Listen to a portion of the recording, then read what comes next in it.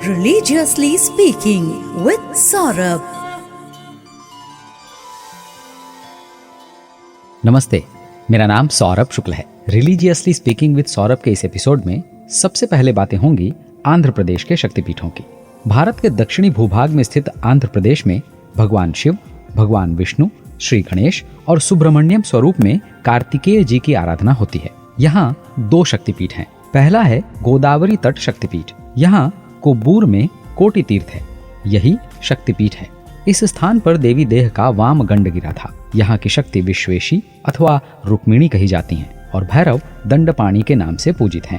12 ज्योतिर्लिंग की कहानी सुनते समय श्रीशैल में मल्लिकार्जुन ज्योतिर्लिंग की कहानी आपको सुनाई थी। इस स्थान से कुछ ही दूर आंध्र प्रदेश का दूसरा शक्तिपीठ है।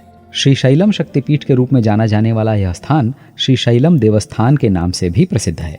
यहाँ भगवती भ्रमराम्बा देवी का मंदिर है। यही मंदिर शक्तिपीठ है। इस स्थान पर सती देह की ग्रीवा का पतन हुआ था। यहाँ की शक्ति महालक्ष्मी और भैरव सवरानंद अथवा ईश्वरानंद के नाम से पूजित हैं।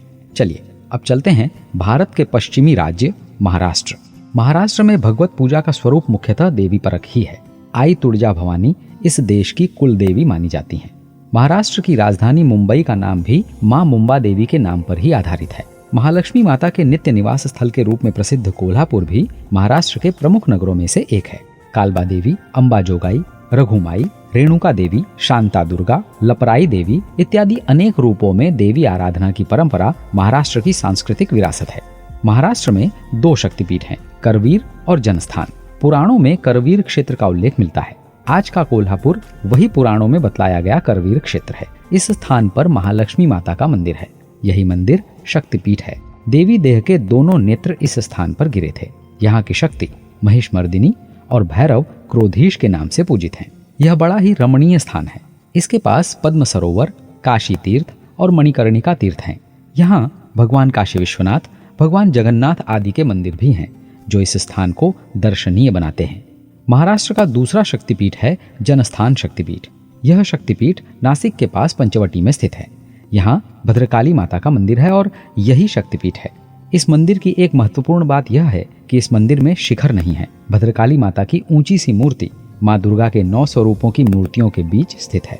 इस स्थान पर माता सती की ठुड्डी गिरी थी।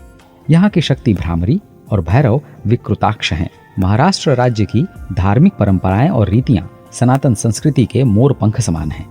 51 शक्तिपीठों में से अब तक हमने जिन शक्तिपीठों की बातें की, उनमें से 14 शक्तिपीठ जो बंग क्षेत्र में हैं, उनकी बातें की। बंग क्षेत्र में बांग्लादेश का भी समावेश होता है। बांग्लादेश में 4 शक्तिपीठ हैं। मध्य प्रदेश के 4 शक्तिपीठों की भी बातें की। ये शक्तिपीठ हैं भैरव पर्वत शक्तिपीठ, रामगिरी शक्तिपीठ, शोण शक्तिपीठ और हरसिद्धि देवी शक्तिपीठ। भारत के दक्षिण में एक राज्य है तमिलनाडु। तमिलनाडु में 4 शक्तिपीठ हैं, शुचि, रत्नावली, कन्यकाश्रम अथवा कान्यका चक्र और कांची। भारत का एक राज्य है बिहार। बिहार में मिथिला और मगध, इन 2 स्थानों पर 2 शक्तिपीठ हैं। मिथिला में देवी का वाम स्कंद गिरा था। यहाँ कई देवी मंदिर हैं जिन्हें शक्तिपीठ के रूप में मान्यता प्राप्त है।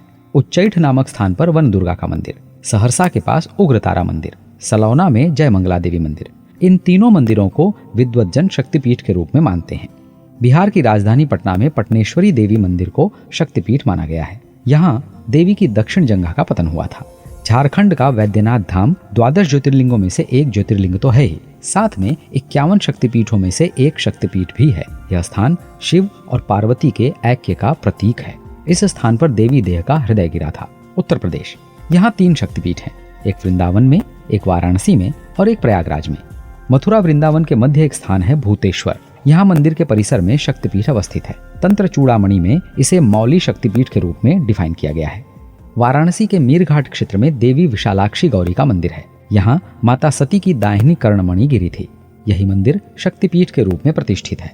प्रयागराज में अक्षयवट के पास ललिता देवी का मंदिर है। साथ ही यहाँ प्रयागराज में ही आलोपी माता का एक मंदिर है और यह मंदिर भी ललिता देवी का ही है। अलग अलग मतानुसार दोनों ही मंदिरों को शक्तिपीठ के रूप में मान्यता प्राप्त है।